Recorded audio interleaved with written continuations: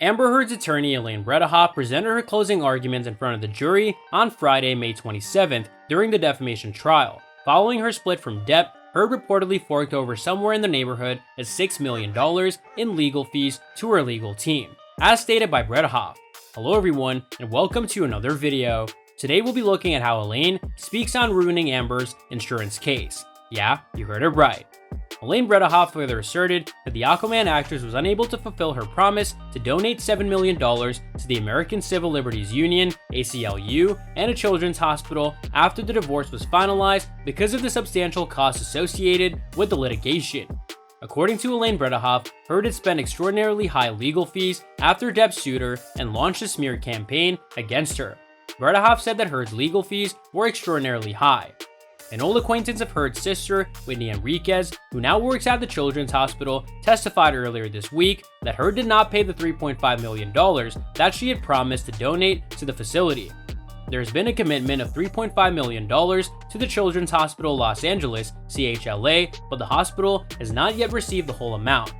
On the other hand, Heard has asserted on multiple occasions, including under oath in Depp's libel case in the UK in the year 2020, that she gave the entirety of the settlement to a charitable organization.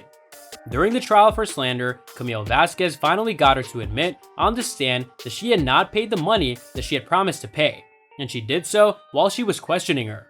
Amber Heard and Johnny Depp's defamation trial has come to a close, with both sides having presented their closing arguments. After hearing testimony over the past 6 weeks, the jury is now deliberating the case. After arguing that Heard's allegations of domestic abuse ruined their client's life, Depp's legal team pleaded with the jury to give him his life back. During their closing statement, they asserted that Heard would prefer to engage in conflict than permit the actor to depart, and that her charges were an act of extreme cruelty towards others who have actually survived trauma. They claimed that Heard had the most impressive performance of her entire life while she was on the stand. A decision in favor of Depp, on the other hand, would render the jurors complicit in his assault and campaign of global humiliation, according to the legal team representing Heard. During the concluding arguments, they reprimanded the actor for laughing and making snide comments, adding that he engaged in victim blaming at its most repulsive as a result of his actions. During the second portion of closing comments, Heard's attorney Elaine Bredehoff rebutted the opposing legal theory that Heard's allegations of abuse were a hoax. This notion was presented by the prosecution in her words. They have said that she has this whole hoax, but what would Amber Heard's motive be for inventing a hoax of fabricating any of this or making any of this up? They have said that she has this whole fake. In addition, Bredehoff asserted that Heard had no choice but to fork up more than $6 million to her attorneys in legal fees over the 6 years that have passed since her divorce from Depp. As a direct consequence of this, she was unable to make good on the donation to a charity that she had promised to make after the divorce was finalized. On April 11th, the trial pitting Johnny Depp against Amber Heard got underway. The trial garnered a lot of interest due to the fact that both stars testified against each other and accused the other of severe acts of emotional, physical, and verbal abuse. On Friday, May 27th, the conclusion of the oral arguments was heard. Another thing that has become well known amongst the masses is the Aquaman actress not having enough money to pay the sum.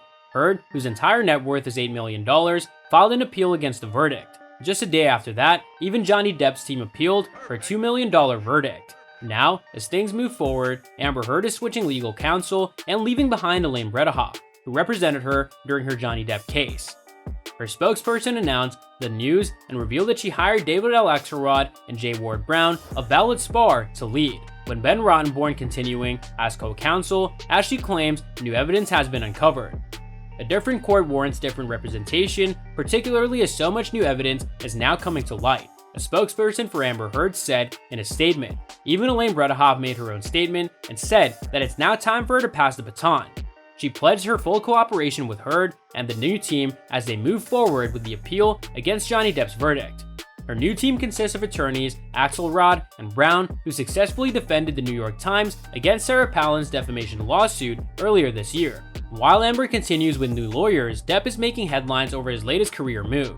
Johnny Depp is focusing on his work now. The actor will be directing a new movie, his second after 25 years, with Al Pacino as producer. Meanwhile, Amber Heard's move to switch the legal team, though expected, is being deemed as adventurous by other legal experts. We wonder what new evidence could be.